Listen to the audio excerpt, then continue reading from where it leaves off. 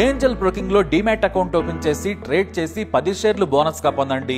Just sign up అయితే చాలు. మీ phone number enter చేసి ఓటీపీ ఎంటర్ చేయండి. ఆ తర్వాత పాన్ కార్డ్, ఆధార్ కార్డ్, అలాగే బ్యాంక్ స్టేట్మెంట్ కూడా అప్లోడ్ చేయండి. ఆ తర్వాత ఓ సెల్ఫీ, ఓ ఈ-సైన్ చేస్తే చాలు. మీ అకౌంట్ 24 గంటల్లో యాక్టివేట్ అయ్యాక మా నంబర్ కి యాక్టివేట్ అని వాట్సాప్ చేయాలి. ఆ తర్వాత మీ డీమ్యాట్ అకౌంట్ లో మేము చెప్పిన 10 బ్యాంకింగ్ షేర్స్ బై చేసి స్క్రీన్ షాట్ పెడితే చాలు. ఆ అమౌంట్ మీకు యూపీఐ ద్వారా పంపిస్తాము. అంటే మీకు 10 షేర్లు బోనస్ గా వచ్చినట్టే. ఆ తర్వాత మీరు ఆ షేర్స్ ని సెల్ చేసుకుంటారో ఇన్వెస్ట్ చేసుకుంటారో మీ ఇష్టం. డిస్క్రిప్షన్ లో ఉన్న లింక్ ద్వారా మాత్రమే మీకు ఈ బోనస్ షేర్లు వస్తాయన్నది మాత్రం గుర్తుపెట్టుకోండి. గతేడాది శ్రేష్ఠి వర్మ అనే కొరియోగ్రాఫర్ పాన్ ఇండియా లెవెల్లో దుమ్ము లేపుతున్న కొరియోగ్రాఫర్ జానీ మాస్టర్ పై లైంగిక వేధింపుల కేసును పెట్టడం ఎంతటి దుమారం రేపిందో ప్రత్యేకించి చెప్పనవసరం లేదు. సుమారుగా నెల రోజుల పాటు ఆయన అరెస్ట్ అయ్యి జైల్లో ఉన్నాడు. ప్రస్తుతం ఆయన బెయిల్ మీద బయటకు వచ్చి మళ్లీ తన వృత్తిలో ఫుల్ బిజీ అయ్యాడు. ఆయనకు బెయిల్ రద్దవ్వాలంటూ శ్రేష్ఠి వర్మ సుప్రీంకోర్టు వరకు వెళ్లిన సంగతి అందరికీ తెలిసిందే. ఈ అంశం విషయంలో జానీ మాస్టర్ ఎలాంటి తప్పు చేయలేదని నమ్మేవాళ్లూ ఉన్నారు. అదేవిధంగా శ్రేష్ఠి వర్మపై జాలి చూపించేవాళ్లు కూడా ఉన్నారు. ఇరుపక్షాలకు బలమైన సపోర్టు ఉంది.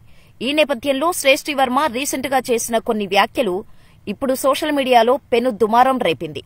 ఆమె మాట్లాడుతూ మహాత్మాగాంధీ, జవహర్లాల్ నెహ్రూ వంటి వారు మన దేశానికి ద్రోహం చేసి మొత్తం వ్యవస్థను సర్వనాశనం చేసి వెళ్లిపోయారు. రాబోయే తరానికి చెందిన వాళ్లు ఇలాంటి దేశద్రోహుల గురించి కాకుండా స్వాతంత్ర్యం కోసం నిజంగా పోరాడిన వాళ్ల గురించి తెలుసుకోవాలి. పాఠ్యపుస్తకాల్లో వీళ్ల గురించి తెలిపే అధ్యాయాలను తొలగించాలి. ఎందుకంటే వాళ్లు దేశానికి చేసిన ద్రోహం అలాంటిది అంటూ సంచలన వ్యాఖ్యలు చేసింది. ఆమె వ్యాఖ్యలపై సోషల్ మీడియాలో ఎలాగో భగ్గుమంటోంది. జాతిపిత మహాత్మాగాంధీ పేరు కూడా ఎత్తటానికి అర్హత లేని నువ్వు ఆయనపై ఇన్ని అనుచిత వ్యాఖ్యలు చేస్తావా? అసలు ఏమనుకుంటున్నావు నీ గురించి నువ్వు అంటూ కామెంట్స్ సెక్షన్లో శ్రేష్ఠి వర్మపై తీవ్రస్థాయిలో విరుచుకుపడుతున్నారు. ఆమె చేసిన ఈ వ్యాఖ్యలకు తీవ్రంగా ఖండిస్తూ గుంటూరు జిల్లా ఎన్ఎస్యుఐ అధ్యక్షులు షేక్ కరీం శ్రేష్ఠి వర్మపై కేసు పెట్టారు. స్వతంత్ర సమరయోధులను గౌరవించాల్సింది పోయి ఇలాంటి అనుచిత వ్యాఖ్యలు చేస్తూ హేళన చేస్తోంది. హద్దులు దాటి ప్రవర్తించిన శ్రేష్ఠి వర్మపై ఎఫ్ఐఆర్ నమోదు చేసి అరెస్ట్ చేయాలంటూ పోలీసులకు ఈ సందర్భంగా షేక్ కరీం పోలీసులకు విజ్ఞప్తి చేశాడు. అయితే ఈ కేసును జానీ మాస్టర్ పెట్టించి ఉంటాడని సోషల్ మీడియాలో శ్రేష్ఠి వర్మ మద్దతుదారులు కామెంట్స్ చేస్తున్నారు.